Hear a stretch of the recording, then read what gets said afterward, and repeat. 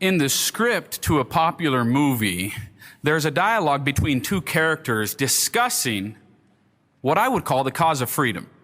The character Morpheus asks, I imagine that right now you're feeling a bit like Alice, tumbling down the rabbit hole.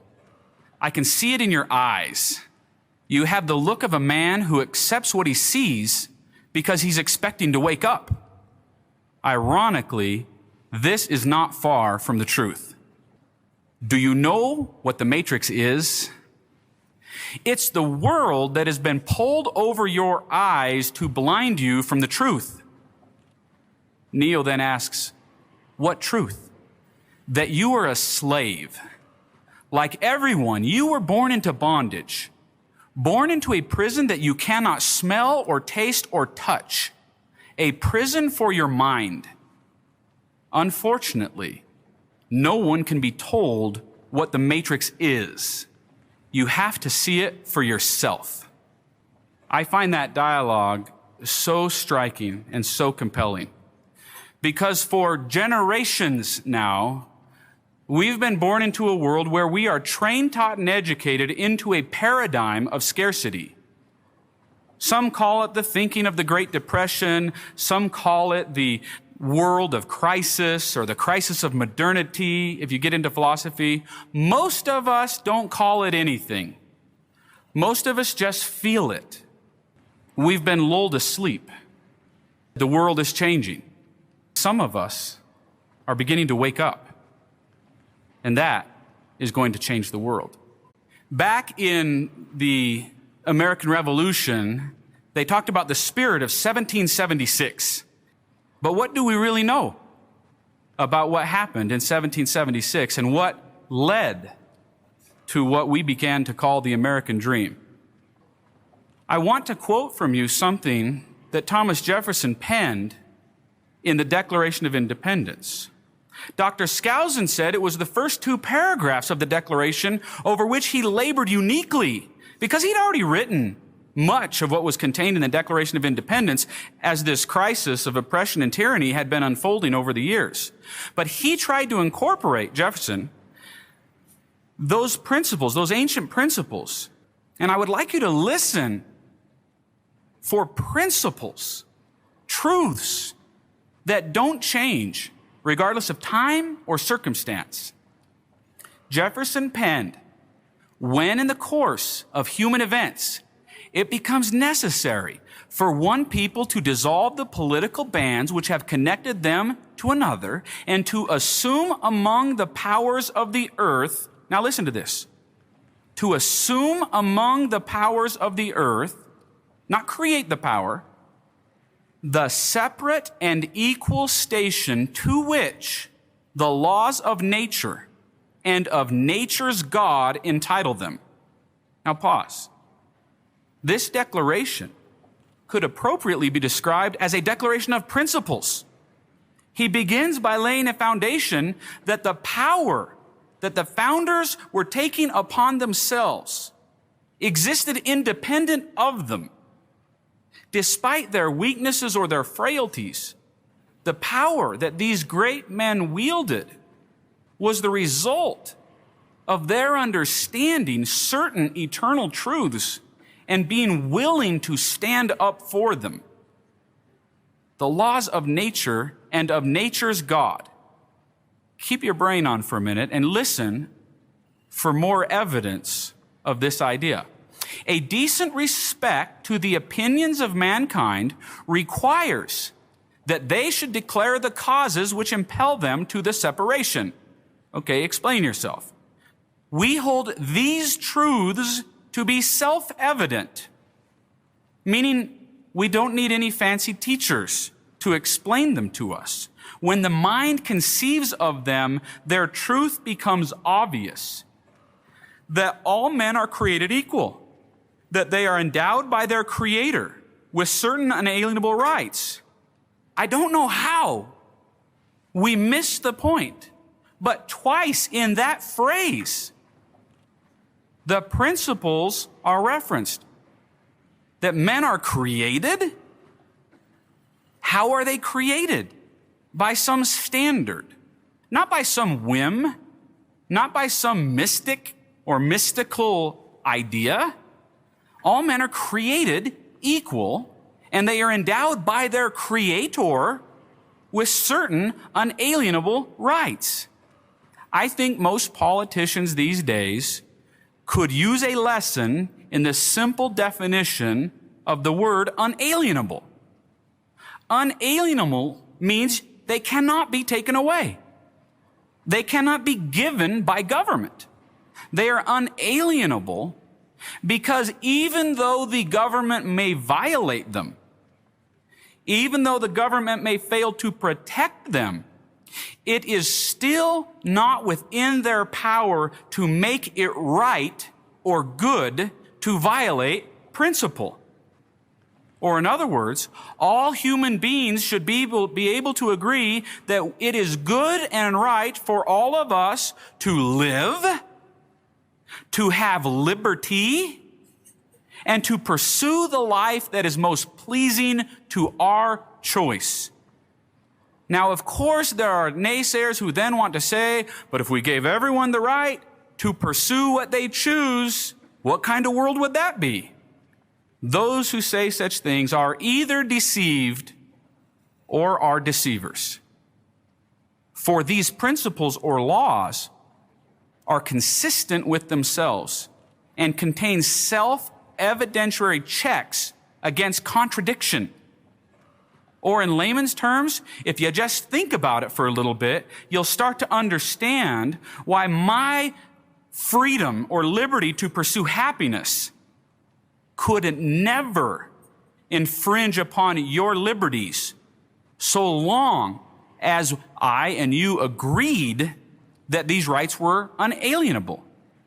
Or in other words, I don't have the right to deprive you of liberty. That wouldn't make either you or I happy. It's self-evidently true if you think about it.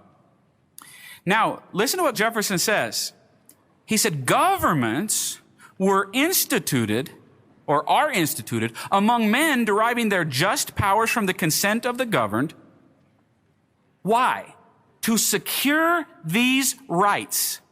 Not to give them, not to create them, not to define them, to secure them. To use our resources together in a shared commitment to principle to ensure that there's no force or coercion, which would include deception. Those are the two ways you destroy all three of those fundamental rights. He goes on to say, whenever any form of government becomes destructive of these ends, it is the right of the people to alter or to abolish it. Why? Why would it be the right of the people to alter or abolish a government that was destructive of these ends? If the government begins to violate principle, it is no valid government because those rights are unalienable. The government can't will them away. They can't make it right to change them or give them up. Now, when he says it is the right of the people to alter or abolish it, listen to this. He says to institute new government, not to just give up on the idea of government, not to just get so down and in scarcity and misery that you just think all hope is lost. How would you institute new government? This is the question we should be asking those in civic affairs and in public affairs. They advocate change all the time. They advocate solutions all the time. They even advocate eliminating or changing some of the fundamental components of the existing state, local, and federal governments. But here's the criteria that Jefferson says free men dedicated to true principles will use when deciding whether or not they will do what is being advocated. He says, laying the new government's foundation on such principles and organizing its powers in such a form as to them shall seem most likely to affect their safety and happiness. Or in other words, if you don't know the principles upon which the new changes or new forms or new governments are going to be based, you are not qualified to even advocate for the change. Let me say that again. If you don't understand the principles, if you don't understand the laws that govern, you have no seat at the table. Your opinion is literally worthless. I'm not saying that people who don't know those principles are worthless. I'm saying their opinion on what to do about government is literally worthless. It would be like hiring a physics teacher who did not understand any of the laws of physics, who would simply talk to you about the material world. What could they really teach you? How well could they really lay a foundation to ensure that your thought advanced in a productive manner? It would be like hiring a mathematics teacher that didn't understand the basic rules of arithmetic. Yet we elect politicians and public servants and leaders of social and community organizations all the time without ever asking them simple questions like, when you're advocating this change, upon which principles are you basing your decision? Just because someone has the idea that they would make a good elected representative, and just because we have given them the right to run for office, does not qualify them to have an opinion that means anything. This has become a very threatening situation for the United States of America.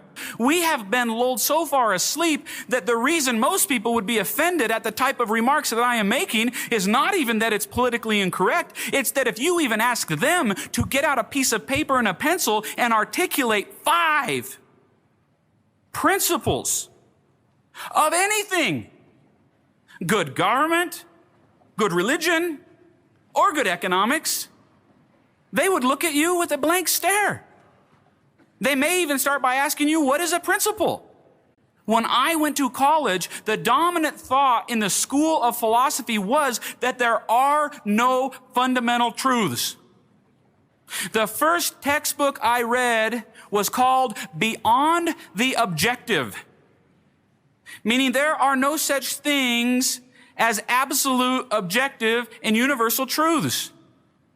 I remember getting in a little bit of trouble when I said, are you sure that that's true? Because if that's true, then we know there's at least one.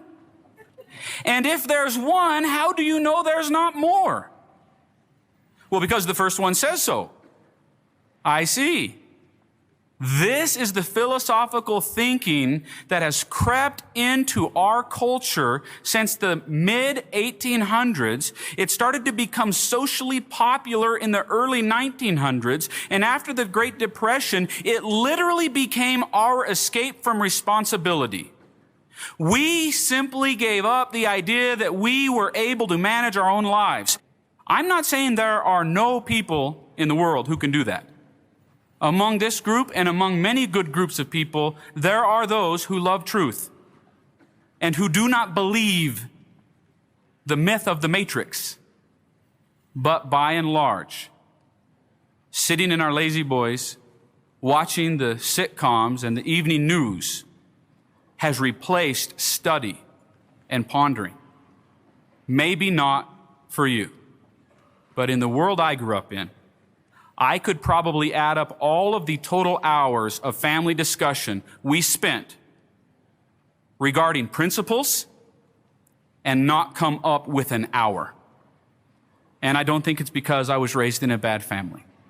I was raised in a loving and a good family who had been trained, taught, and educated to delegate their decisions to those who are wiser, more capable, more free, more willing, more passionate, more educated, so that we could get to work. Doing what? Thomas Jefferson penned those words in 1776. In less than 50 years, that revolution, or what we call the cause of freedom, started to spread across the globe. Literally, if you want to read Thomas Paine, if you read Common Sense or The Rights of Man, you will read him defending the revolution in France, talking excitedly about how the spirit of 76 had spilled over the ocean and into Europe. But also in less than 50 years, a very deliberate revolt or critique or rebellion began to take place. There were those who did not like the idea or the ideas that were governing what was happening in the United States of America. Just take these few basic ideas and evidences and study. We live in a day unparalleled. We have more information at the access of our little fingertips in 5 minutes with Google than any generation in human history has ever had in any curriculum, in any library, or in any collection of learning. You can research any topic and get good and bad information. You can publish your own information. You can do it. Frederick Engels published a document in 1847 outlining some contradictory principles. It was a critique of that which the founders stood for, of the cause of liberty. It was an argument that the cause of liberty only helped a few people, and they weren't the right ones. So we should all unite together and tear them down so they're just like us. Well, those are my words. Let me share with you Frederick Engels' words. And I apologize if this isn't entertaining or tingling to your ears. But to tell you the truth, it's more important to me that you hear in his own words what started the counter-revolution against freedom than that you hear mine. Engels wrote in 1847, "Above all, our revolution will have to take control of industry and of all branches of production out of the hands of mutually competing individuals, and instead institute a system in which all these branches of production are operated by society as a whole. That is, for the common account, according to the common plan, and with participation of all members of society." You know who shouts when you start to talk like that? With glee and happiness? If you worked in a company and you were all on a team, and instead of receiving individual compensation, because that's prideful, you know, that means that some of you might not get paid the same as others, regardless of your production, the company came in and said, everybody in this room is going to get paid an equal distribution of the profits generated by those in this room. There will be no bosses. There will be no leadership. That's not egalitarian. None of you are more important than the other. Everybody go to work and produce, and we'll take everything that you produce and we'll divide it among you. Do you know who stands up and shouts when that plan is advocated? Shouts hooray? Those who weren't carrying their weight in the first place. Those who coveted that which was their neighbor's. Those who wanted something for nothing. Those who were victims and said, it's not my fault. Give me what you have. Now don't hear what I'm not saying. Try to hear what I am saying. Back in Engels' words, he says, it will, in other words, this revolution that he was calling for, abolish competition and replace it with association. That sounds so nice. Moreover, since the management of industry by individuals necessarily implies private property, and since competition is in reality merely the manner and form in which the control of industry by private property owners expresses itself, it follows that private property cannot be separated from competition and the individual management of industry. Private property must therefore be abolished, and in its place must come the common utilization of all instruments of production and the distribution of all products according to common agreement. In a word, what is called the communal ownership of goods. You want the Cliff Notes? Here's what he says in summary. In fact, the abolition of private property is doubtless the shortest and most significant way to characterize the revolution. Pause for a minute. A revolution that he says can be characterized by eliminating the idea and existence of private property. Once you understand the principle that people are assets, you then understand that he's advocating that we don't protect anything individually, only collectively, and that your worth as a human being is not intrinsic.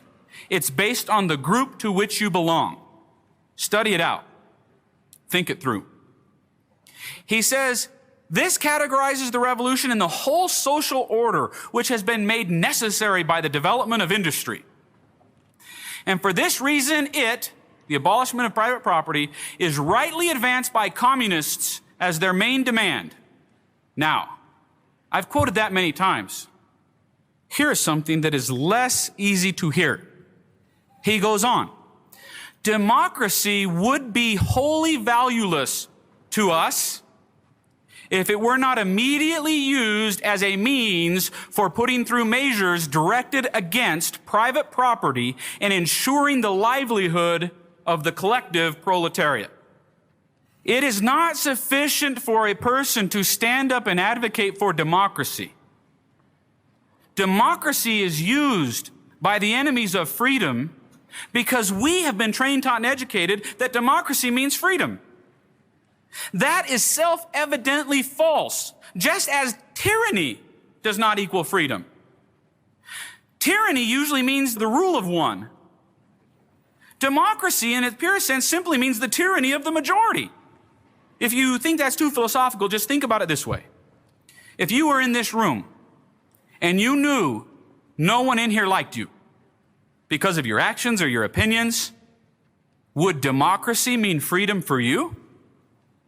What if you were richer than everyone in the room? Would one man, one vote be a sufficient rallying cry for liberty for you? The founding fathers did not advocate democracy. I challenge you to think that through. You have been trained, taught, and educated like I have been to believe that democracy means freedom, and it does not. There is an element of democracy that is essential to freedom, for sure. But the founders advocated what they called a democratic republic. Ask the common citizen to even define what a republic is, and you'll understand why Neo could not give answer to Morpheus. And Morpheus said, it was like a splinter in your mind. You know something's wrong. Why is it that all the political parties seem to stand up for democracy, and yet our freedoms are slowly being eroded? Again, back to Engels.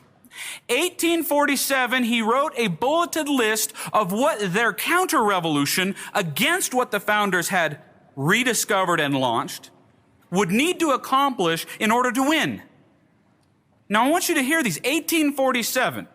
It's been 149 years. Let's measure how well they've done. Number one, limitation of private property through progressive taxation, heavy inheritance taxes, abolition of inheritance through collateral lines, forced loans, etc. Just think about it.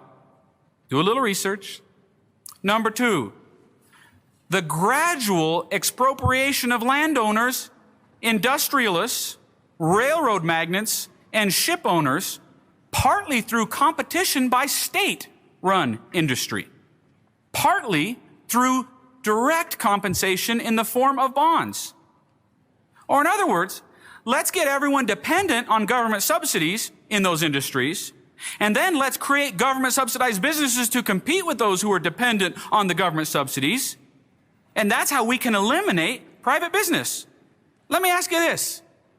When was the last time you saw a privately owned utility company serving more than a few thousand people in the United States of America? Consider what privately owned means, and then go look. And then go look. When was the last time you saw privately developed infrastructure in a city? Sewers, streets, telephone lines. I mean, no government subsidy and no government company or department involved. Number 3, confiscation of the possessions of all immigrants and rebels against the majority of the people. Ask yourself this: do you want to carry a national ID card? What would be the penalty if you were found without one? Could you be detained until you proved you were a citizen? Under what criteria could you even be stopped? If you were breaking no law otherwise, what new enforcement power are you willing to give the police to stop a person accused of no crime to ask for papers? Please try to hear what I'm saying, not what I'm not saying. I'm not saying we don't have a problem. We have a problem.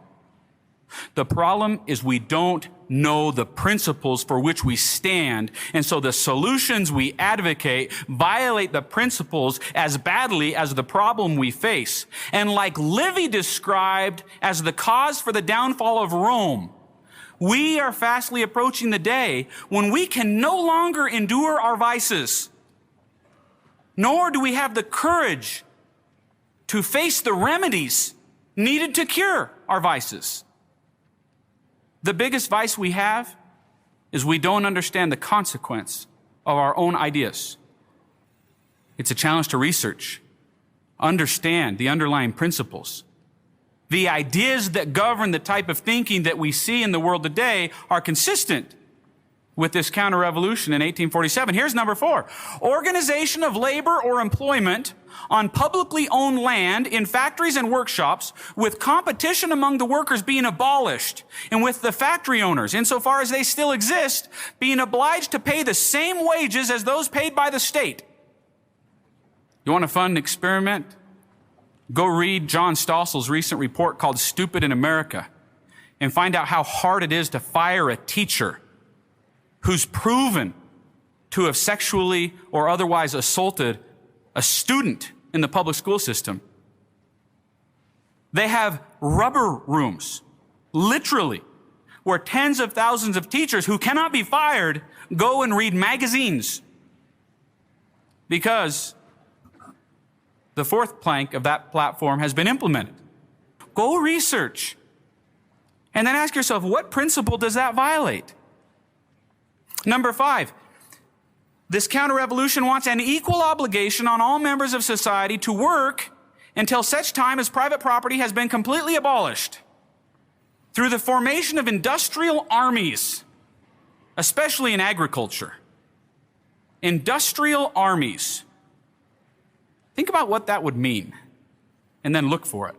Number 6, centralization of money and credit in the hands of the state through a national bank with state capital, and the suppression of all private banks and bankers. I challenge you to go research what happened in 1913 to the banking industry in the United States of America.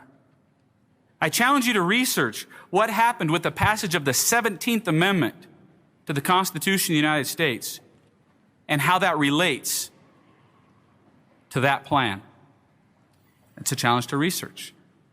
Plank number 7, education of the number of national factories, workshops, railroads, ships, bringing new lands into cultivation and improvement of land already under cultivation, all in proportion to the growth of the capital and labor force at the disposal of the nation. Or in other words, put the government in charge of how we use the land. Number 8, education of all children from the moment they can leave their mother's care in national establishment at national cost. You want to undo what the founders did? Here's the formula that they're trying. They've been trying it for 149 years. How are they doing? Number 9, construction on public lands of great palaces as communal dwellings for associated groups of citizens engaged in both industry and agriculture and combining in their way of life the advantages of urban and rural conditions while avoiding the one-sidedness and drawbacks of each. In other words, create really big buildings paid for at public expense so that all of the workers can go and taste what prosperity looks like. You want to know what that looks like? In all seriousness, have you ever flown into Denver, Colorado? Have you seen Denver International Airport? Go research the history of why that airport was built, why it was overbuilt, why it was built so grand in its architecture, and what the purpose of the airport was as a public policy. Go research. Number 10, destruction of all unhealthy and jerry-built dwellings in urban districts. What does that mean? Get rid of all the ugly buildings. Well, that sounds like a good idea. Until somebody says your house is one of the ugly buildings. Go ask the people who suffer now as a result of the Supreme Court decision called Kello versus New London what was wrong with their houses. What was blighted about a neighborhood that had been kept in some families for over 100 years? The Supreme Court said they weren't generating enough tax revenue. I guess that meant jerry-built. I don't know what jerry-built meant in 1847. I know what the communists and socialists argue. They say it's the buildings that are falling down and no good. Yes, that's what they say to start the revolution. And to finish it, you get Kello versus New London. Number 11, equal inheritance rights for children born in and out of wedlock. Or in other words, don't privilege the union between a man and a wife. Why would you want to do that? Number 12, concentration of all means of transportation in the hands of the nation. Can you show me a city, a state, or a federally controlled area that's not governed transportation-wise by the public? People want to build a new light rail. They ask me, should we build a new light rail? I said, who would own it? Who's we? Us. Who's us? All of us. I don't know. Have you talked to everybody? Did everybody buy into the idea? Well, we could have a vote. I see. So then the people who vote against it don't have to pay for it. Well, there's no way to enforce that, so everybody'd have to pay. But if the majority wants to pay, let's do it. I see. Have you read The Principles of Communism in 1847? Do you understand what the effect of that type of thinking does to freedom? Ideas have consequences. If you think that we should consolidate transportation under the government, that's the consequence of an idea that you have that's also eroding the foundation for prosperity in your life. I know you can't see the connection. That's why it's called the matrix. Now, here's my favorite part. He says, it is impossible, of course, to carry out all these measures at once, but one will always bring others in its wake. Or in other words, who cares if you can get people to agree with your whole agenda? Just get them to agree with one piece. Because as soon as you do one of these things, more follow necessarily. Once the first radical attack on private property has been launched, the proletariat will find itself forced to go ever further, to concentrate increasingly in the hands of the state all capital, all agriculture, all transportation, all trade. All the foregoing measures are directed to this end, and they will become practicable and feasible, capable of producing their centralizing effects to precisely the degree that the proletariat, through its labor, multiplies the country's productive forces. Or in other words, the more communists we have, the faster this will happen. So what happens if nobody wants to call themselves communists anymore? You know, the Berlin Wall came down. We won. Right? Here's what he said in 1847. Finally, when all capital, all production, all exchange have been brought together in the hands of the nation, private property will disappear of its own accord. Money will become superfluous, and production will so expand and man so change that society will be able to slough off whatever of its old economic habits may remain. Will it be possible for this revolution to take place in one country alone? No. But by creating the world market, big industry has already brought all the people of the earth, and especially the civilized people, into such close relations with one another that none is independent of what happens to the other. Further, it has coordinated the social development of the civilized countries to such an extent that in all of them, bourgeois and proletariat have become the decisive classes, and the struggle between them, the great struggle of the day. We don't call it that today. We call it the struggle between the rich and the poor. And then you go back and you say, well, how do you win the cause? Well, the more people who are communists, the easier this becomes. Well, we don't call us the proletariat or the communists anymore. We just say the more poor people there are, the easier it will be for those of us in charge to get this passed. Or in other words, the more we erode the foundations of economic liberty and make it more and more difficult for people to find prosperity in their individual lives, they will be more likely to support our calls for turning to the government for answers to their problems. Because they will feel helpless. What is one person or one family or one neighborhood going to do? Stand up against the whole government? Here's his conclusion. It follows that the communist revolution will not merely be a national phenomenon, but must take place simultaneously in all civilized countries. That is to say, at least in England, America, France, and Germany. Pause. In England, who is in control? We don't call them socialists. There are the Tories and the Labour Party. There are conservatives. They all advocate socialism. In France, who is in control? The democratic socialists. In Germany, who is in control? So that doesn't offend us. And we're like, well, yeah, good thing that's in Europe. In America, who is in control? Those who regularly advocate for principles, or those who regularly advocate for government solutions to our problems? He goes on, it will develop in each of these countries more or less rapidly, according as one country or the other has a more developed industry, greater wealth, a more significant mass of productive forces. Hence, it will go slowest and will meet most obstacles in Germany, most rapidly and with the fewest difficulties in England. It will have a powerful impact on the other countries of the world and will radically alter the course of development which they have followed up till now while greatly stepping up its pace. It is a universal revolution and will accordingly have a universal range. Does this person sound unmotivated? Does this sound like an undeliberate cause? Does it sound like something that's a secret?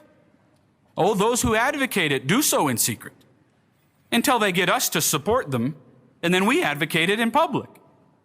I spent a lot of time, and I warned you in advance, it wouldn't be very entertaining or very tingling to your ears. But it is a challenge to research. If you really love freedom, are you willing to turn your brain on? This revolution of socialist thought, which started in the mid-1800s, was primarily defended because the socialists fought against each other at first. You had the National Socialists, you had the Federal Socialists, you had the Communists, and you had other schools of thoughts all advocating for the right approach or strategy for implementing socialism. So we said, well, Hitler and Stalin, they don't like each other. Or Khrushchev, we can count on him at least for a while because it would have a good effect. It's good policy. But what principles did Khrushchev advocate that justified us trusting him at all? Why don't you go read a few essays published in national newspapers? Literally, just go to the library. Just go back to Castro's coming to power And look at the United States senators who said there's no way Castro is a communist. He's not our enemy. He's just being branded a communist. Who are you to call other people communists anyway? You anti-communists? We've got to support Castro. He wants to help his people. How did that happen? Why do you care? William Butler Yeats, probably the most popular or close to the most popular of the American poets of the last 100 years, wrote a poem when he saw this taking place. The Bolsheviks, or those who advocated this revolution by violence, the communists, they were called the Red Spread as they spread across Europe, or the Blood Tide. Yeats wrote a poem called The Second Coming about the time the Red Spread was coming to America. He says, turning and turning in the widening gyres, the falcon cannot hear the falconer. Things fall apart, the center cannot hold. Mere anarchy is loosed upon the world. The blood-dim tide is loosed, and everywhere the ceremony of innocence is drowned. You'll have to study that. But the last two lines you shouldn't have to study. The best lack all conviction, while the worst are full of passionate intensity. Who's more passionate? Those who advocate for government solutions, or those who say we should be self-reliant? If you were to make a list of political causes, could you name more causes of those who advocate for collective control of our problems? Or could you name more who advocated individual responsibility? Do you know what conviction is? Why do the best among us lack conviction?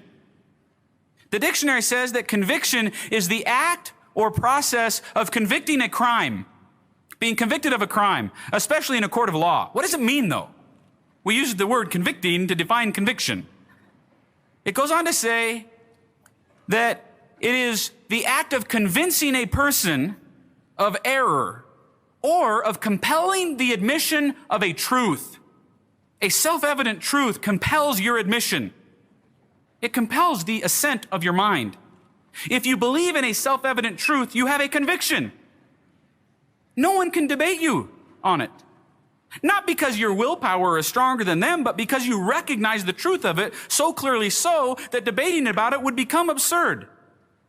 There's one battleground for one conviction that we can all easily win.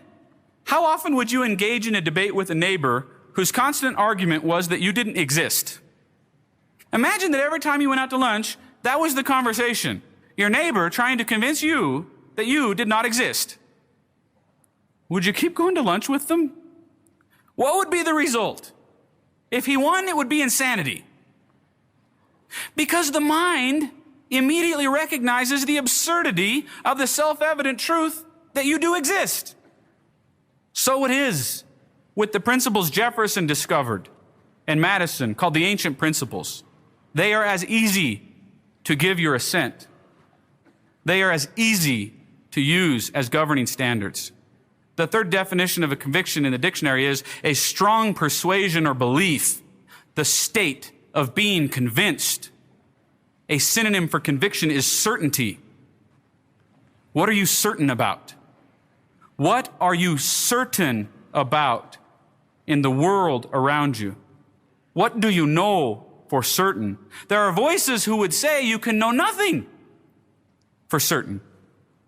What good is it to pick an issue and defend it if you don't know the principles upon which it is based? I want to share with you a quote from Ezra Taft Benson about a conversation he had with Khrushchev. I would suggest you give yourself a minute to ponder its implications. He said he was Secretary of Agriculture sent by Eisenhower to visit with Khrushchev. By the way, Khrushchev was the communist leader of Soviet Russia. Ezra Taft Benson wrote, "I have talked face to face with the godless communist leaders. It may surprise you to learn that I was host to Mr. Khrushchev for a half a day when he visited the United States. Not that I'm proud of it. I opposed his coming then, and I still feel it was a mistake to welcome this atheistic murderer as a state visitor. But according to President Eisenhower, Khrushchev had expressed a desire to learn something of American agriculture. And after seeing Russian agriculture, I can understand why. As we talked face to face, he indicated that my grandchildren would live under communism. After assuring him that I expected to do all in my power to assure that his and all other grandchildren will live under freedom, he arrogantly declared in substance, and I quote, "You Americans are so gullible.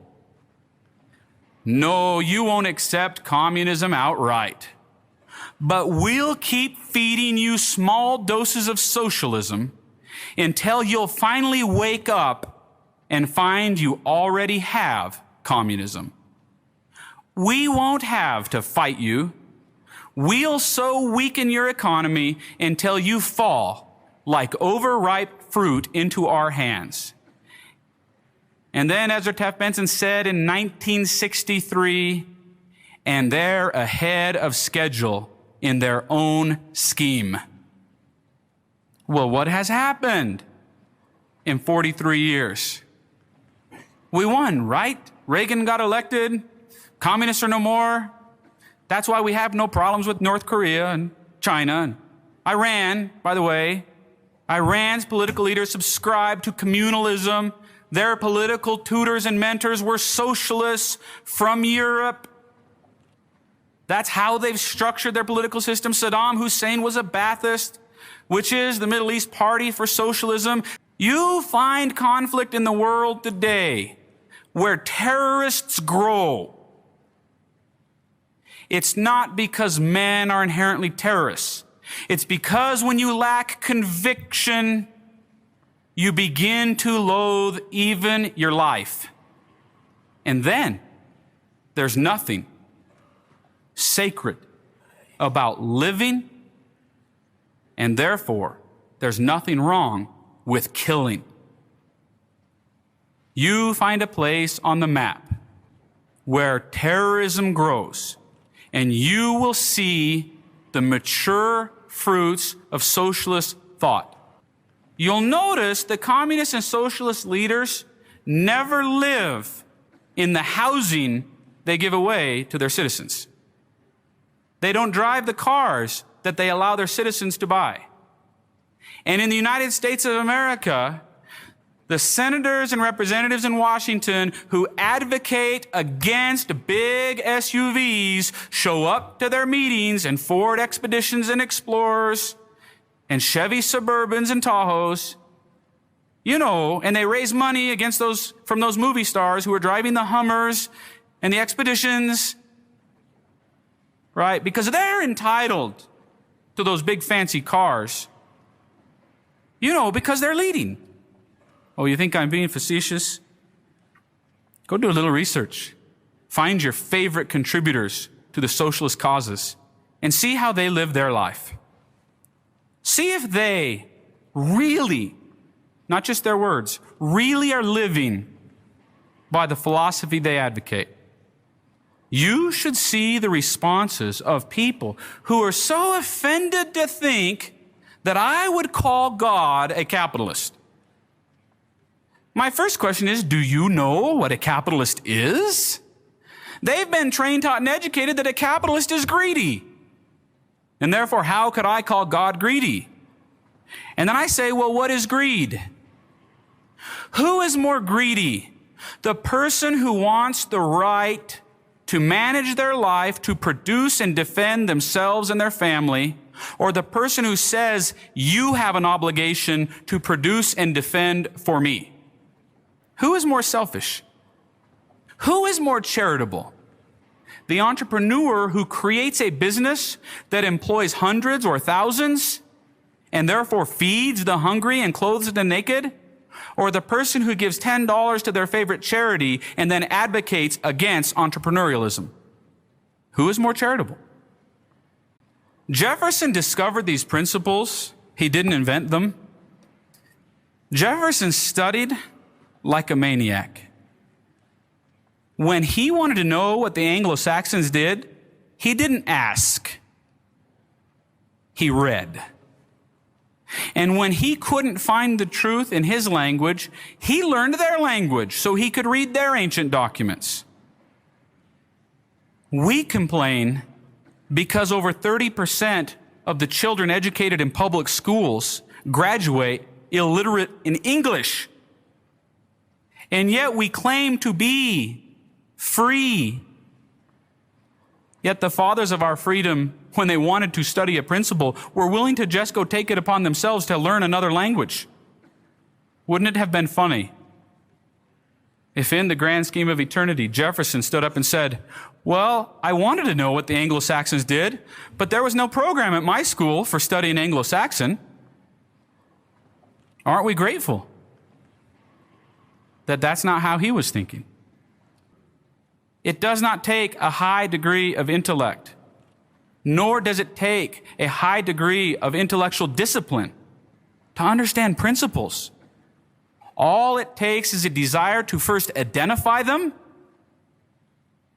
and then live by them. And everyone within the sound of my voice can do that. It changes life. Patrick Henry rallied the people around principles and set Jefferson on his course, on his odyssey, to discover what he said all of the great societies recognized as the great principles, the ancient order of things, and restore them so that this could be the beginning of a new age. The world is changing. Why is it changing? Because we are waking up. We are sharing the message of principles, not issues, and allowing people to experience the power of their own mind. Some would find it ironic that I'm quoting from Ayn Rand to teach this principle. But in John Galt's speech, she points out a fundamental truth that is related to everything we've discussed here tonight. Before you judge her, would you hear what she has to say, not what others have to say about her? Before you judge her, would you read what she has said about these principles? And just because she may not have lived up to all of them, would you consider the possibility that principles are true, even if some who teach them don't live up to them? I'm not saying do as I say, not as I do. That is a cop-out. I'm saying that all of us see a horizon when we identify a principle. And as we choose to follow the path to obtain that result, there's a gap. There's a difference between our current habits and our current behavior and where we want to be. Just because we're not there yet doesn't mean we're not successfully pursuing the journey. The question isn't, are you there yet? The question is, what direction are you headed? The founders followed the same path, and those who have always stood for principles before them, they pledged in their declaration of principles that they were going to follow a path even if it meant certain death, dishonor, and bankruptcy. Why? Listen to what Ayn Rand has to say. In the character of John Galt, she says, both sides of this great conflict agree that morality demands the surrender of your self-interest and of your mind. She's talking about the world in scarcity, where the choice is between liberals and conservatives, where the choice is between not enough and a little bit more. It's a false dichotomy. It's a false debate. Whatever else they fought about, In their world, in the matrix, it was against man's mind that all your moralists have stood united. It was man's mind that all their schemes and systems were intended to despoil and destroy. Now choose for yourself to perish or to learn. Man's mind is his basic tool of survival. Life is given to him. I would ask Miss Rand, by whom? Survival is not. His body is given to him. By whom? Its sustenance is not. His mind is given to him. Its content is not. To remain alive, he must act. And before he can act, he must know the nature and purpose of his action. The nature and purpose of his action. The laws of nature and of nature's God. He cannot obtain his food without a knowledge of food and of the way to obtain it. He cannot dig a ditch or build a cyclotron without a knowledge of his aim and the means to achieve it. To remain alive, a man must think. But to think is an act of choice. The key to what you so recklessly call human nature, the open secret you live with yet dread to name, is the fact that a man is a being of volitional consciousness. Reason does not work automatically. Thinking is not a mechanical process. The connections of logic are not made by instinct. The function of your stomach, lungs, or heart is automatic. I wonder who did that, Miss Rand. The function of your mind is not. In any hour and issue of your life, you are free to think or to evade that effort. But you are not free to escape from your nature, from the fact that reason is your means of survival. So that for you, who are a human being, the question to be or not to be should be the question to think or not to think. It's a challenge to research. The 13 principles of prosperity beg the question, do you live the life you love? Is the life you live worth fighting for? Is the cause you serve worth living for? The only way a man who is honest with himself, or a woman who is honest with herself, can answer that question is to know something about the laws of nature and of nature's God, to know something about the principles that govern, the laws upon which all blessings are predicated. Chance does not govern. Prosperity is not the consequence of good luck or accident. There are natural laws and principles. Faith has been described as the hope for things not seen, the assurance of things to come, the assurance or certainty. Even though you may not know what the path looks like, you know what the destination is. You cannot have faith unless you have self-interest. If you do, another way to say that would be Alice in Wonderland when the Cheshire Cat says, "Where do you want to go?" Because she asked him which path she should take. And she said, "I don't know. Doesn't matter to me." Now I'm paraphrasing, but the answer to the question, if you say, "Which way should I go?" And I say, "Where do you want to end up?" And you say, "I don't care." Then it doesn't matter. Faith is the power by which you progress down a path. You must begin by asking yourself the question, what is the destination you seek? Who is seeking the destination? If it is not you, it is not faith. You can't have faith without self-interest. That is the motivation or incentive in all human beings. If you want to learn how to motivate or lead people without force or coercion. You want to know why the capitalists always beat the bureaucrats? Always. In the long run, principles always govern. And the bureaucrats are trying to pass laws inconsistent with principle. It's like trying to put your hand out to stop the flow of a stream. The water will go around it.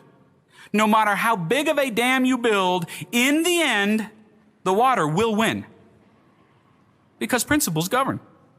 You may look like you're winning for a time, but faith is the assurance of things you haven't seen yet, because you know the principles upon which your objectives are based.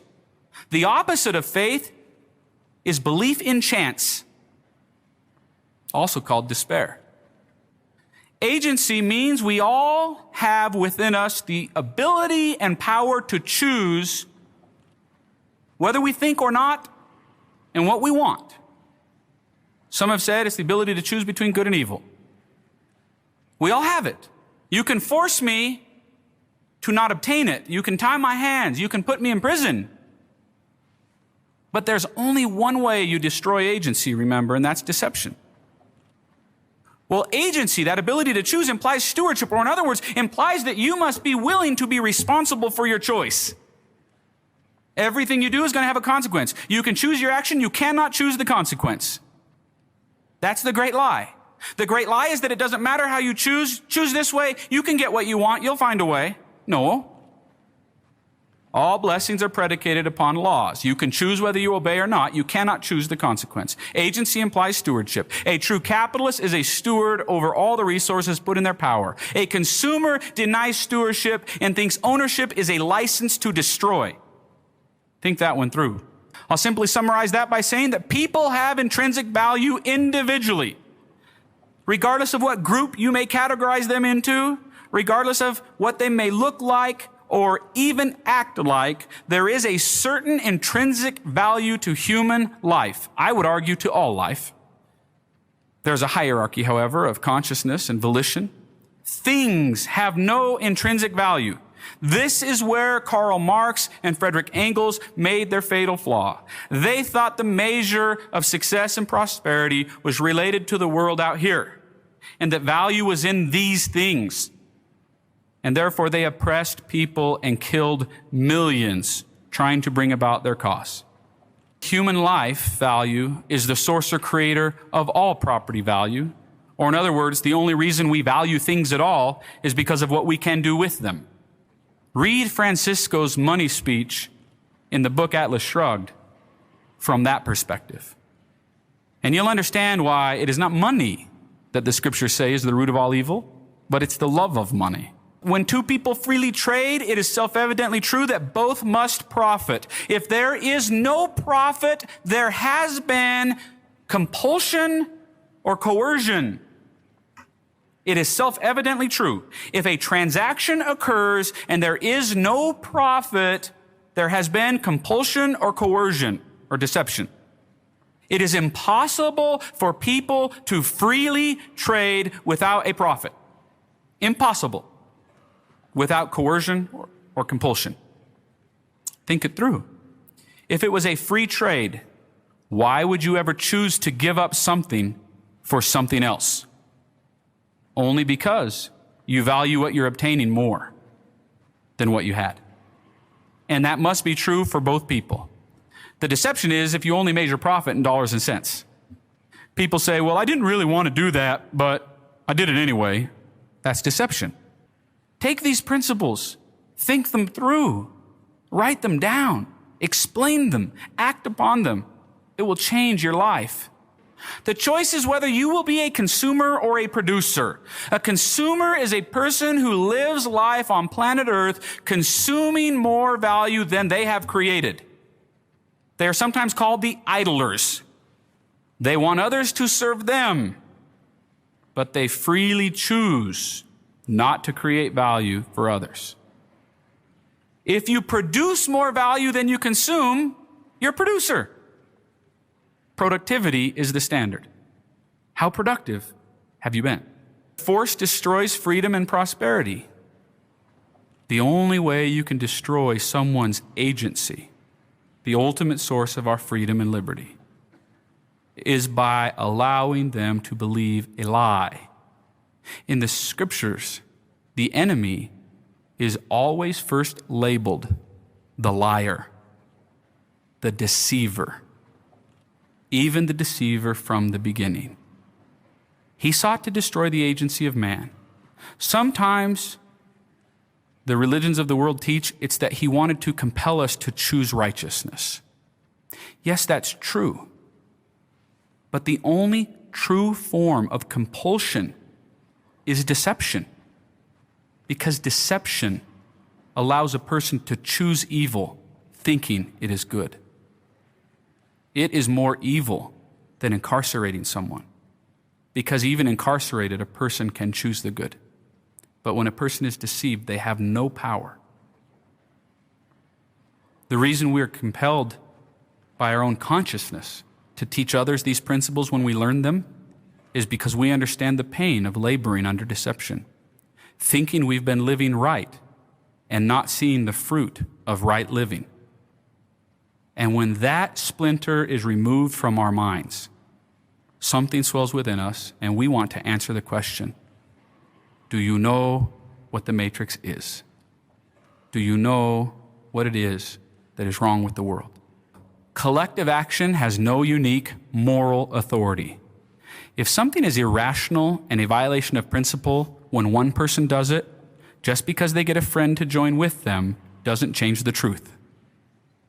If everybody in this room decided that the $1 million in my bank account would be better used, distributed evenly in this room, it doesn't make the act of going into my bank account and taking it by threat of force any more righteous than if one of you showed up to my house at midnight and under point of a gun demanded my money.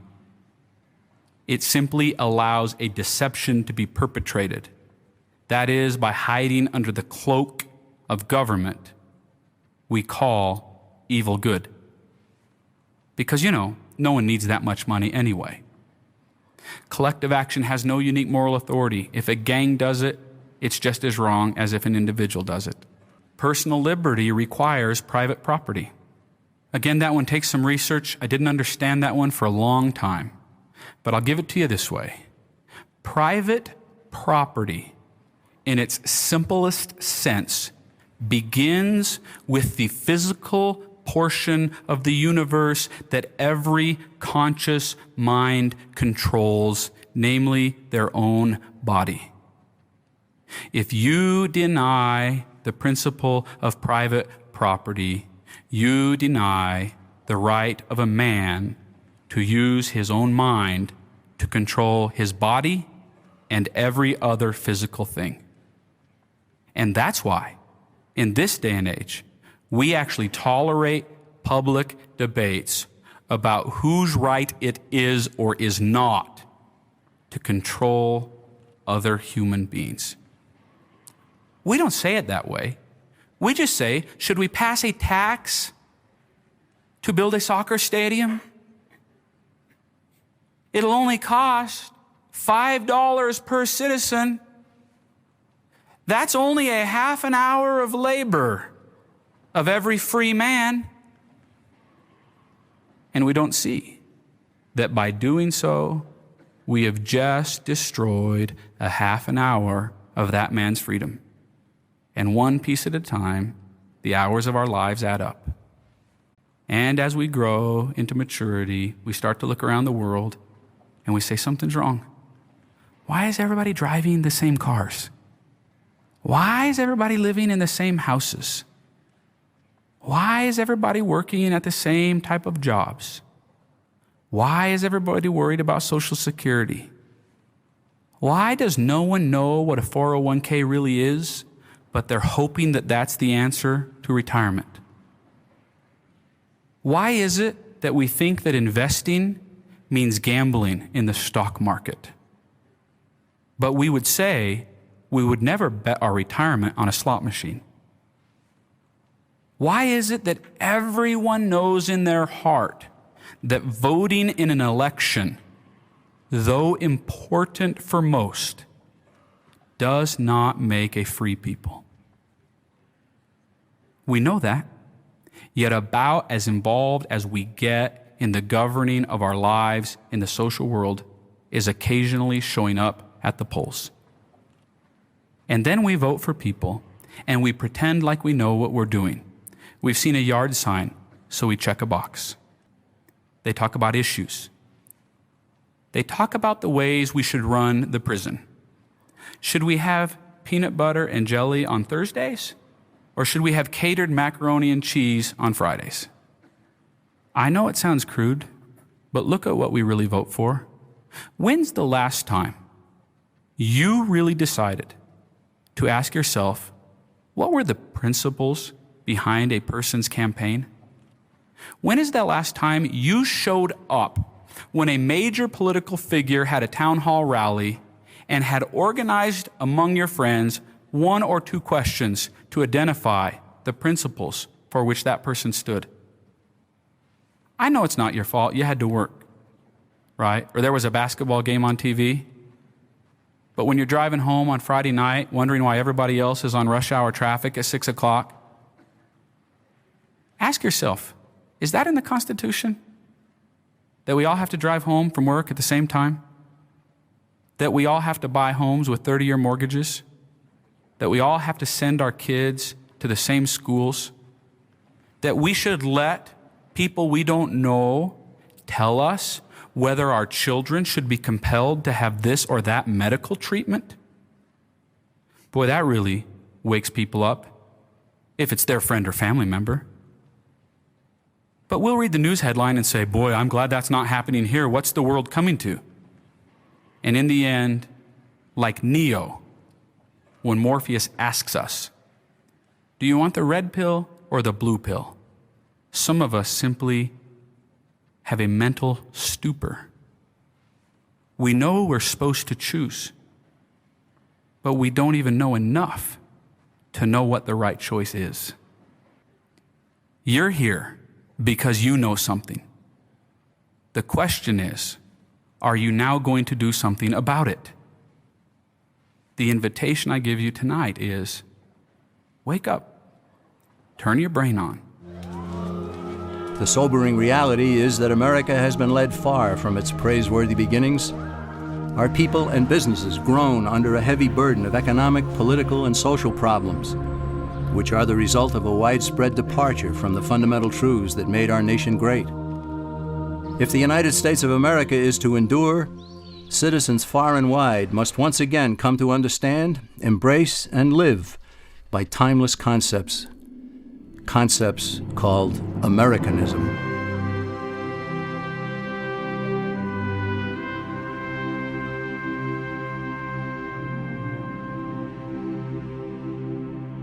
What made America great and set it apart from other lands?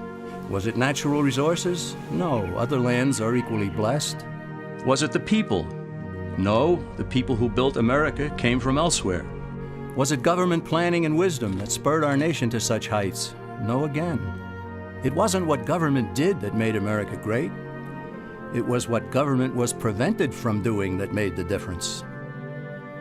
What set America apart from other lands was freedom for the individual. Freedom to work, to produce, to succeed, and especially to keep the fruits of one's labors. America became great precisely because the stifling effect of too much government had been prevented. However, freedom in America was not totally unrestrained. Americans overwhelmingly chose to limit their actions with moral codes such as the Ten Commandments, personal morality, and limited government. It's a combination that characterized America and made it the envy of the world.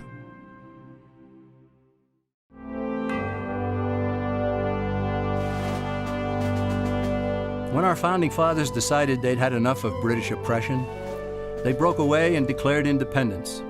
They stated as self-evident truth in the Declaration of Independence that men are endowed by their Creator with certain unalienable rights.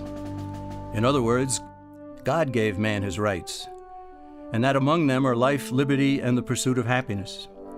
And in the very next sentence, the founders defined the proper role of government when they stated that to secure these rights, governments are instituted. This is the entire philosophical base of our nation.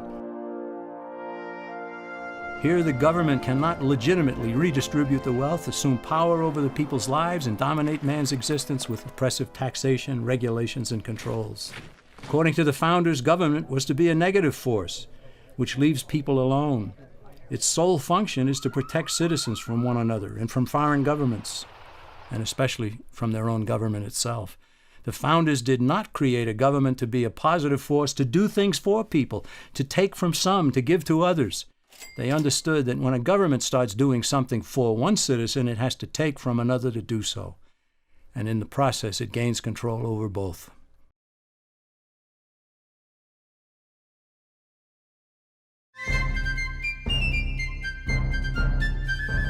Britain's rulers didn't accept the Declaration of Independence, so our forefathers had to fight a war to make it stick. By 1783, the War for Independence had been won, and British forces were sent back across the sea. But the governmental system at that time was weak. It had no power to settle disputes between the states, nor the power to tax for proper needs, such as national defense.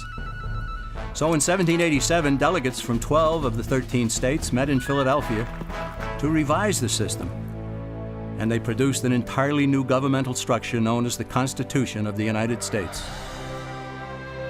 Keeping faith with the thunderous assertions in the Declaration, the Constitution was written to govern the government, not the people, and not the states, each of which was a jealous guardian of its own sovereignty. The founders created a central government with strictly limited powers. This left the states free to compete with one another, to be the best state, the one with the least amount of taxation and controls, one where citizens would want to build a business and raise a family. That spirit of competition produced excellence, as honest competition always does. It's important to note that the Constitution wasn't forced on the people. It was sent back to the states for ratification, and several of the Founding Fathers wrote essays explaining it in an effort to persuade fellow Americans to adopt this new system of government. Some of the essays written by James Madison, Alexander Hamilton, and John Jay were collected into a volume known as the Federalist Papers. Those essays provide valuable insights into the intent of the founders in establishing our government. Eventually, all 13 states ratified the Constitution, and then each ratified the first 10 amendments known as the Bill of Rights, further tying the hands of the federal government. These amendments are indeed about rights, but it would have been better had the Bill of Rights been labeled the Bill of Limitations on Government. Why? Because it's vital to realize that the Bill of Rights never gave citizens any rights whatsoever. Its sole purpose was to safeguard God-given rights by limiting government power. The founders even insisted that Congress shall make no law about speech, religion, the press, assembly, the right to petition, the right to keep and bear arms, and so on. These amendments are directed squarely at the federal government, not the individual and not the states.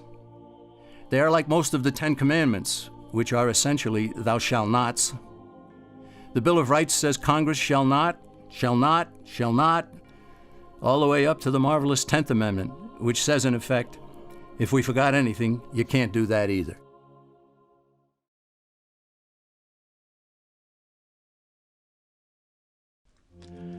When Benjamin Franklin exited the Constitutional Convention, he was asked by a woman, "Sir, what have you given us?" His immediate response was, "A republic, ma'am, if you can keep it." Yet most Americans today have been persuaded that our nation's governmental system is a democracy and not a republic. The difference between these two is essential in understanding Americanism and the American system. Before we discuss political systems, however, it's helpful to address the confusion that has been spread about the political spectrum. Many have been led to believe that the political spectrum places groups such as communists on the far left, fascists or dictators on the far right, and political moderates or centrists in the middle. However, a more accurate political spectrum will show government having zero power on the far right to having 100% power on the far left. At the extreme right, there is no government. The extreme left features total government under such labels as communism, socialism, Nazism, fascism, princes, potentates, dictators, kings, any form of total government. Those who claim that Nazis and fascists are right-wing never define their terms. This amounts to spreading confusion. Toward the middle of the political spectrum can be found the type of government limited to its proper role of protecting the rights of the people. That's where the Constitution of the United States is. Those who advocate such a form of government are really constitutional moderates. So let's analyze the basic forms of government. They are monarchy or dictatorship ruled by one, oligarchy ruled by a few, democracy ruled by a majority, republic ruled by law, and anarchy, which is ruled by no one. In discussing these five, we'll see that they can be narrowed down to even fewer. Looking first at monarchy or dictatorship, this form of government doesn't really exist in the practical sense. It's always a group that puts one of its members up front. A king has his council of nobles or earls, and every dictator has his bureaucrats or commissars, the men behind the scenes. This isn't ruled by one, even though one person may be the visible leader. It's ruled by a group. So let's eliminate monarchy, dictatorship, because it never truly exists.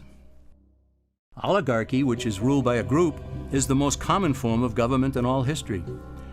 And it is the most common form of government today. Most of the nations of the world are ruled by a powerful few, and therefore oligarchy remains. At the other end, we find anarchy, which means without government. Some people have looked over history and found that many of its worst crimes were committed by governments, so they decided that having no government might be a good idea. But this is a mistake, because as the ancient Greeks stated, without law there can be no freedom. Our founding fathers agreed and held that some amount of government is a necessary force in any civilized, orderly society. In a state of anarchy, however, everyone has to guard life, liberty, and property, and the lives of family members. Everyone must be armed, and movement is severely restricted because one's property has to be protected at all times. Civilized people have always hired someone to do the guarding, a sheriff, a police force, or some branch of government. Once law enforcement was in place, the people were freer. They could leave their property, work in the fields, and so on. In short, the proper amount of government makes everyone freer. There are some who advocate anarchy, however, not because they want no government, but because they don't like what they have.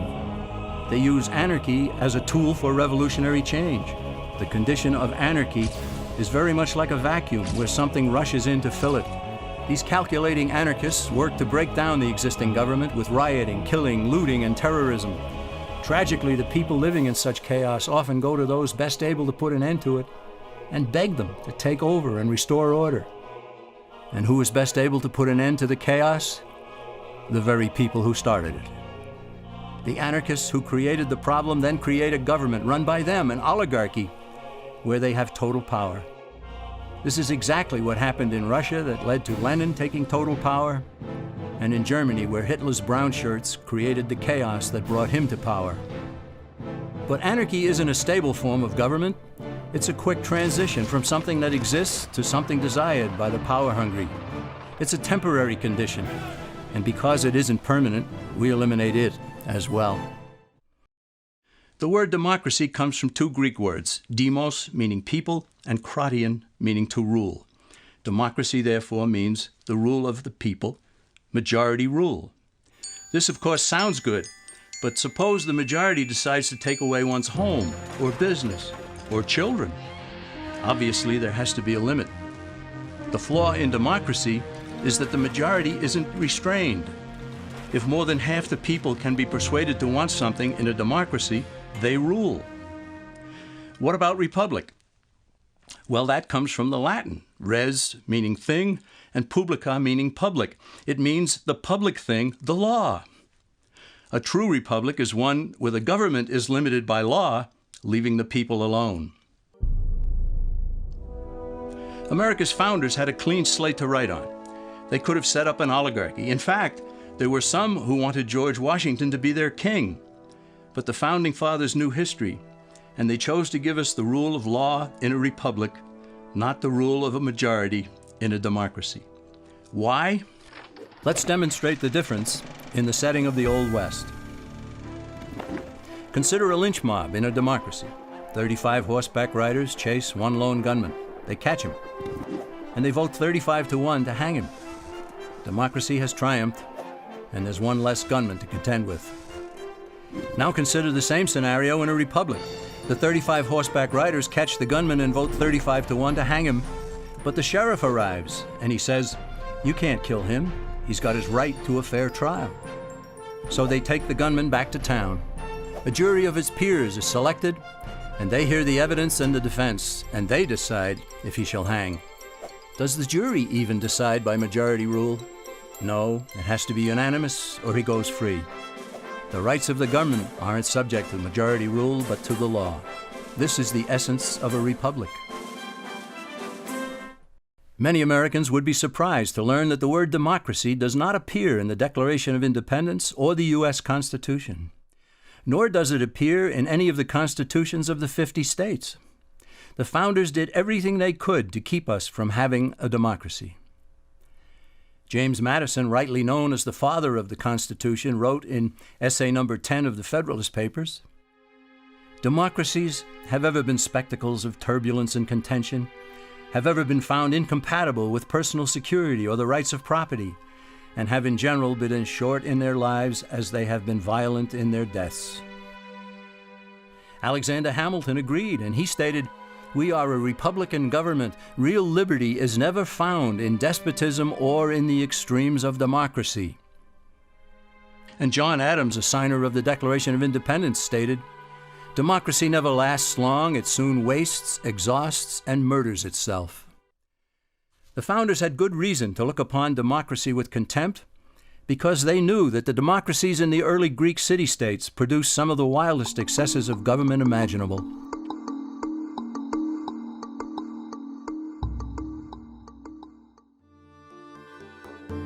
During that period in Greece, there was a man named Solon who urged creation of a fixed body of law not subject to majority whims. But where the Greeks never adopted Solon's wise counsel, the Romans did. Based on what they knew of Solon's laws, they created the 12 tables of the Roman law and, in effect, built a republic that limited government power and left the people alone. Since government was limited, the people were free to produce, with the understanding that they could keep the fruits of their labor. In time, Rome became wealthy and the envy of the world. In the midst of plenty, however, the Roman people forgot what freedom entailed. They forgot that the essence of freedom is the proper limitation of government. When government power grows, people freedom recedes. Once the Romans dropped their guard, power-seeking politicians began to exceed the powers granted them in the Roman Constitution. Some learned that they could elect politicians who would use government power to take property from some and give it to others. Agriculture subsidies were introduced, followed by housing and welfare programs. Inevitably, taxes rose and controls over the private sector were imposed. Soon, a number of Rome's producers could no longer make ends meet, and they went on the dole. Productivity declined, shortages developed, and mobs began roaming the streets, demanding bread and circuses from the government. Many were induced to trade freedom for security. Eventually, the whole system came crashing down. They went from a republic to a democracy and ended up with an oligarchy under a progression of the Caesars.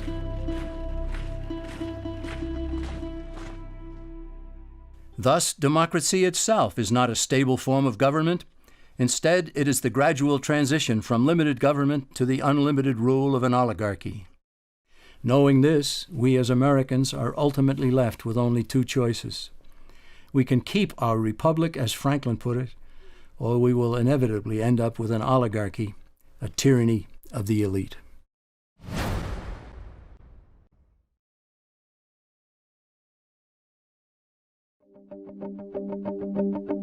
Just as there is widespread confusion regarding political systems, there is similar confusion in the economic arena. All during the 20th century, Americans were led to believe that there was a great struggle going on between capitalism and the communist world.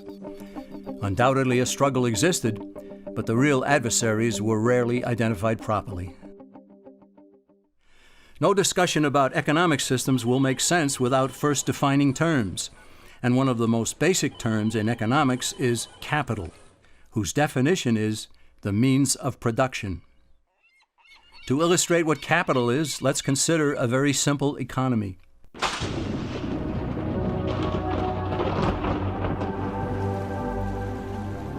On the sands of a small island, a castaway has just washed ashore. He has no food and he's hungry. He searches the island, he finds no berries, coconuts, or anything edible. He goes back into the water and tries to catch fish with his bare hands, but he fails. So he goes back up on shore and he finds a bush. He breaks off a branch, he gnaws at one end to make a sharp tip. Back into the water he goes, and with his spear, he catches fish. His spear is capital. It's the means of production for catching fish. He gave up some of his time and some of his energy to produce something he could not eat, but something that would help him to produce something that he could eat. Capital, therefore, can be tools, machinery, and even a man's handmade spear to catch fish. Such being the case, consider that the communists in the former Soviet Union, as well as in China and Cuba, have always used tools and machinery. Officials there even view people as capital. Therefore, by strict definition, are not communists capitalists? For that matter, isn't everyone a capitalist? And so, is not every economic system a capitalist system? What then is the difference between what the communist system is and what the American capitalist system is supposed to be? The difference is ownership of the capital. Is the system monopolistic, state-controlled capitalism, or is it competitive, free enterprise capitalism? It is between these two opposing economic systems that a battle has always raged. Before we proceed, let's also define free market. Basically, it's a self-regulating system in which all parties are completely free to transact with one another. But where force, fraud, or injury damages one party, the government's role is only to punish those who commit such offenses and to vindicate the rights of the other party. This protects the integrity of the free market, or free enterprise system, without intervening in it. The term private property also needs clarification, for private ownership and control of property is a key component in the free enterprise system. In order for ownership of property to be full and complete, all four of its aspects must be met. These are title, control, use, and the ability to dispose of what a person owns. In a free market economy, these aspects are unrestrained, so long as the owner does not infringe on the legitimate rights and claims of others. True ownership of property and freedom go hand in hand. They always have. Now let's compare the two systems of capitalism. In the competitive free enterprise system, capital or property is both owned privately and controlled privately. In the monopolistic system, holding title to capital can be accomplished privately or by the state.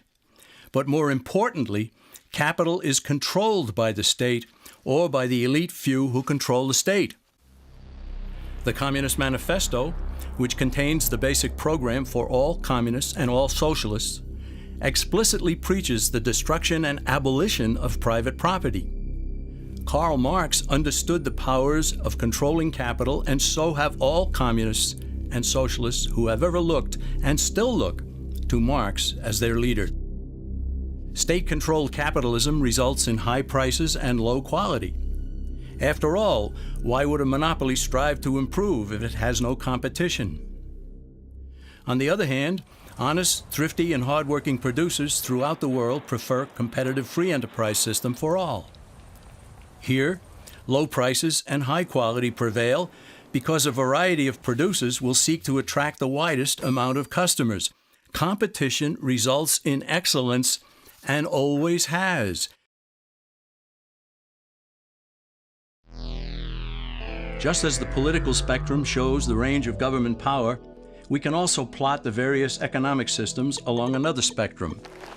These forms of government control in the market stand in sharp contrast with a completely free market.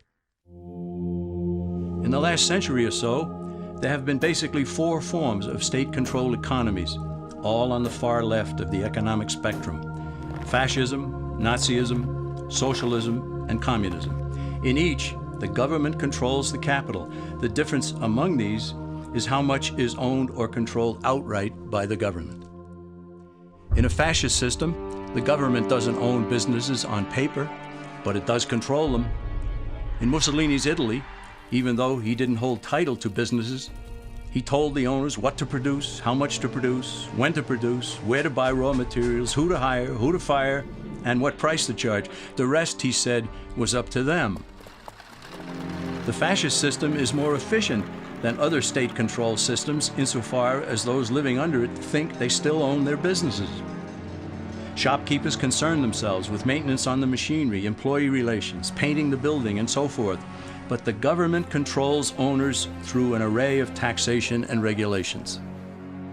Under Nazism, which means National Socialism, its proponents went one step further and acquired ownership of some corporations such as Volkswagen. However, Hitler didn't seize ownership of other industrial giants, he simply controlled them, just as Mussolini had controlled businesses in Italy.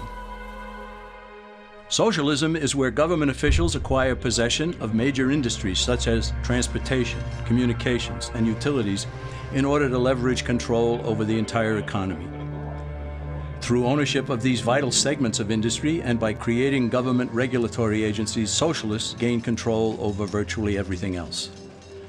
Finally, there is communism, the granddaddy of all in the economic sense. In a way, communism is more honest than fascism because all of the capital is owned and controlled by the state. There are no pretenses about it.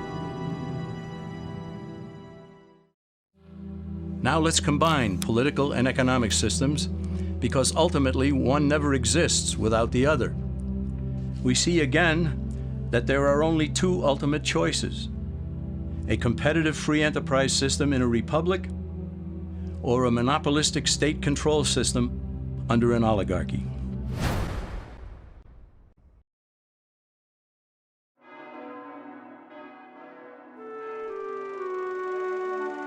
A moral people have always been a vital element of America's strength.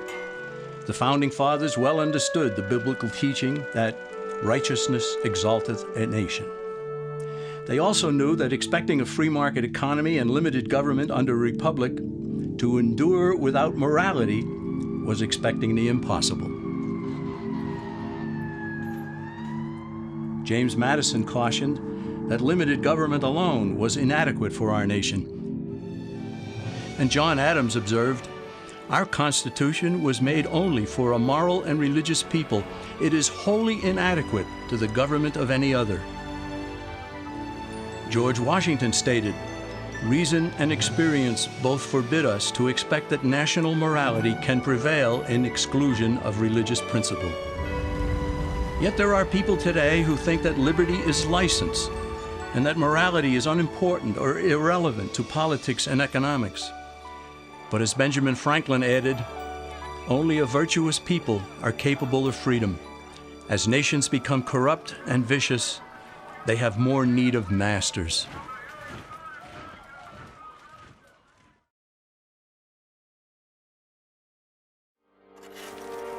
The alternative to Americanism is what has condemned most of the human race to live as slaves throughout the millennia. It is the idea that rights are privileges dispensed by an oligarchy according to the unlimited rule of men, that the state should control or own the nation's capital with all economic activity directed from a central power, and that morality is inconsequential, and that security is preferred over freedom and opportunity. Our nation continues to be steered off course, and the principles that led to America's greatness are being cast aside. The simple question for us is, do we continue the slide away from our nation's founding principles, or do we return to the kind of government we inherited? Time is running out for Americans who sense that something is wrong. They have to decide what kind of a country we shall leave for future generations. All that is needed is for a sufficient number of Americans to get involved in the fight for freedom and to return our nation to less government, more responsibility, and with God's help, a better world. America, the land of the free and the home of the brave. This great land was founded on individualism. We as citizens have God-given rights. We even passed the Bill of Rights to protect them. Since the beginning, our forefathers understood that people were endowed with the right to property. They state, "Private property and freedom are inseparable.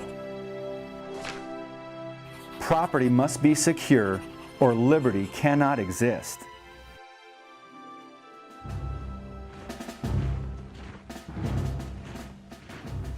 Our forefathers knew the dangers of big government and how it can threaten the rights of the people.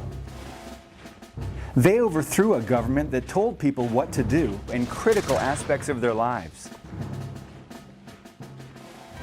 For the first time in history, a document was created that protected the rights of citizens through limited government. We as Americans have the God-given rights to life, liberty, and the pursuit of happiness. For generations, Americans have fought to protect our great land and freedom. Today, the fight not only continues, but expands to many areas, including our environment.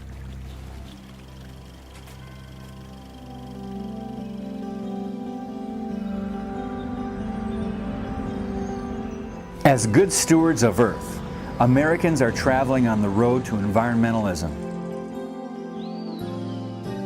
Recycling has been a common practice for most of human history. One of the first big pushes occurred in the 1970s through government mandates.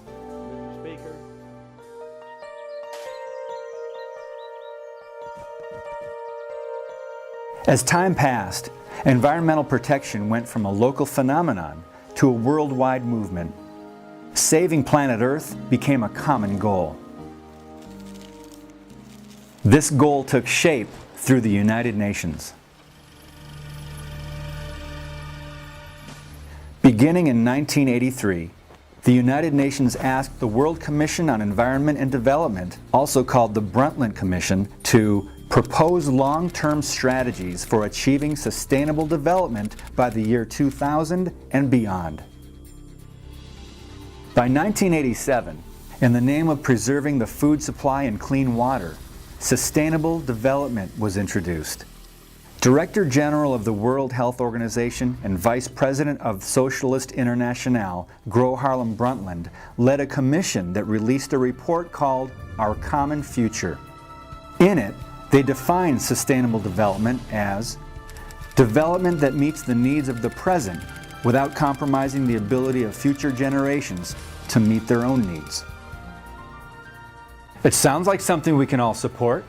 After all, who doesn't want to preserve the land for future generations so they can have clean water and plant and reap their harvests? As sustainable development took shape, other issues within the UN progressed.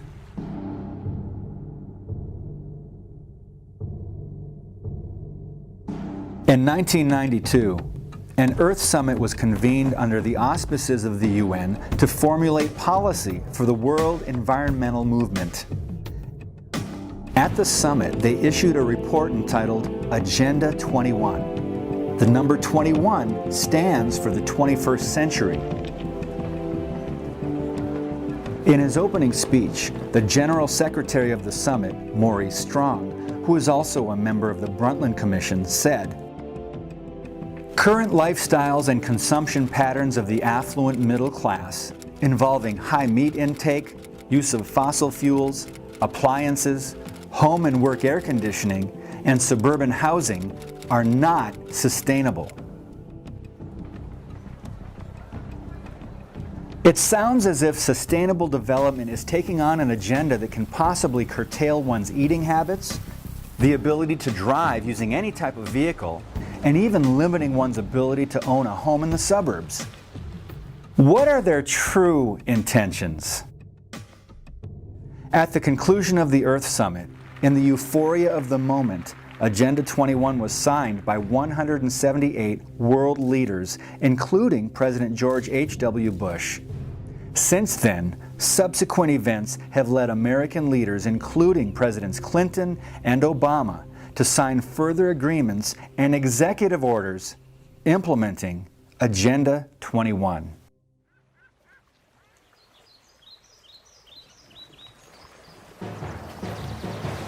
Environmental activist and attorney Daniel Sitars states, Agenda 21 proposes an array of actions which are intended to be implemented by every person on Earth. Effective execution of Agenda 21 will require a profound reorientation of all human society, unlike anything the world has ever experienced. A major shift in the priorities of both governments and individuals, and an unprecedented redeployment of human and financial resources. This kind of government control may sound inconceivable for a country like America, but in June of 1993, President Clinton issued Executive Order 12852 to create the President's Council on Sustainable Development. The purpose of the PCSD was to translate the recommendations set forth in Agenda 21 into public policy administered by the federal government. Now, this begs the question, what UN mandates are being funneled through the federal government to our local communities? So now, let's see how Agenda 21 is affecting the United States Bill of Rights and Constitution. In the UN's 1996 publication, Global Biodiversity Assessment, it states, property rights are not absolute and unchanging, but rather a complex, dynamic, and shifting relationship between two or more parties over space and time. Agenda 21's view toward private property can be traced back to the 1976 UN Conference on Human Settlement. In their Report of Habitat, the private ownership of land section reads, land, because of its unique nature and the crucial role it plays in human settlements, cannot be treated as an ordinary asset, controlled by individuals and subject to the pressures and inefficiencies of the market. Private ownership is also a principal instrument of the accumulation and concentration of wealth, and therefore contributes to social injustice. If unchecked, it may become a major obstacle in the planning and implementation of development schemes. This is contrary to the views of George Washington, John Adams, and the other founders of the United States. Agenda 21's view on private property is comparable to that of the Soviet Union, where private ownership was replaced with collective ownership. To explain, let's look at the first actions taken by Vladimir Lenin and his Bolshevik government. Following the October Revolution of 1917, agrarian land reforms did away with the people's private ownership of farms. The farms were seized and converted into government-mandated collective farms. On these collective farms, the ruling Soviet government determined production quotas which are similar to what is being recommended by the PCSD to bring the rates of harvest into line. With the guidance of UN affiliates, sustainable development programs have found their way into local communities. A good example took place in Contra Costa County, California in 2011. At a meeting to explain sustainable development, the following took place between the organizers and the citizens. An attendee did not understand what was meant by preserving open space. So open space is sort of defined as anything that does not currently have development on it. So it would be defined as agricultural areas or natural areas that don't have urban development on them, either industrial, commercial, or housing. Are you talking about government open space, or are you talking about private open space? People's private property, like eminent domain? It's both. Both?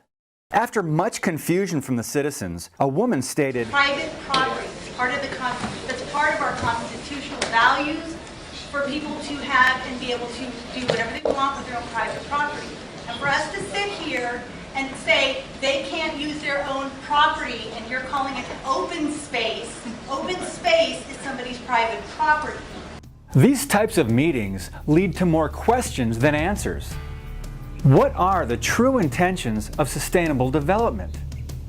Private property rights are only one aspect of sustainable development.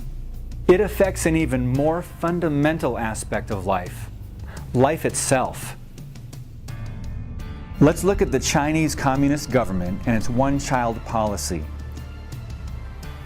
Just like marriage in China, there are numerous hurdles to overcome before permission is granted.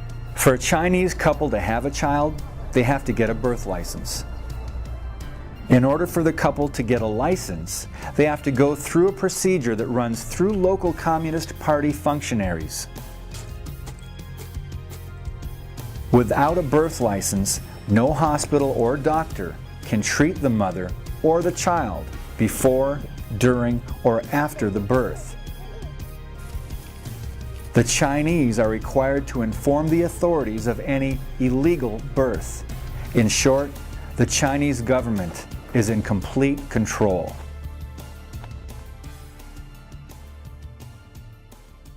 Since China is one of the 5 permanent members of the UN Security Council, it has a great deal of influence on UN policy and how they view population control. China's one-child policy is now being considered as a viable solution towards sustainable development. The PCSD shows their support of this very idea in their 1998 publication, Sustainable America.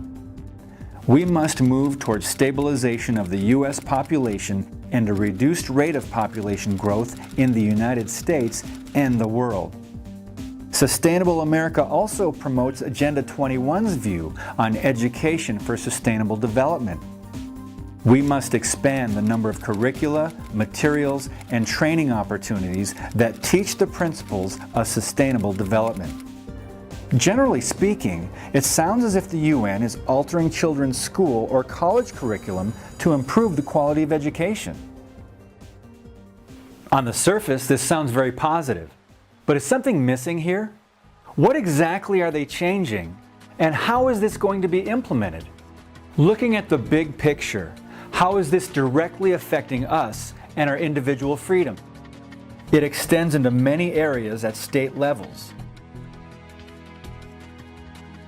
One in particular is recommending large-scale training of new government workers to enforce sustainable development. A good example is taking place in Madison, Wisconsin.